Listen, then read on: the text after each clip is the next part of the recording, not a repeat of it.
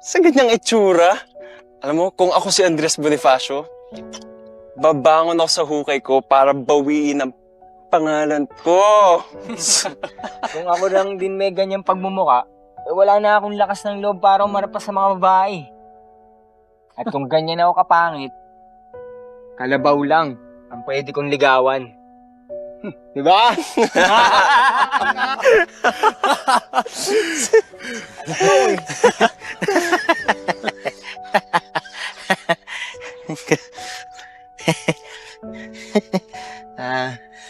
Ano na pala ako, maiwan ko na muna kayo mga katoto, ha.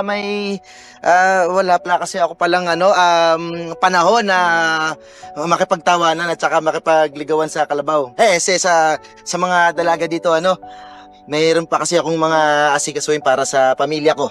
Tutulong baga. Sige, mag-ingat kayo ba? Matapilok din kayo. Ano sabi mo? Ha? Tamad kami? Ay, hindi naman sa gano'n. Ligawan mo yung kalabaw mo. Kapre.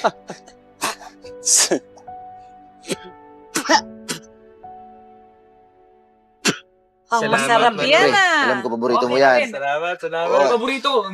Yan ang gusto ko sa'yo, boy. Ay, Mas ako. dili ka. Oo Baka naman, ha. ito na naman makaubos na ulam. Teka, ha? nireserva ko talaga to eh. Ito talaga para sa napakagwapo kong tatay.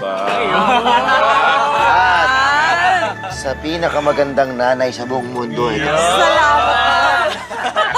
Paunahin mo yung nanay nyo. Wala. Hindi, ako na maglalagay sa inyo. Oh, tama. Ayan na. Yan, kain na tayo, ha?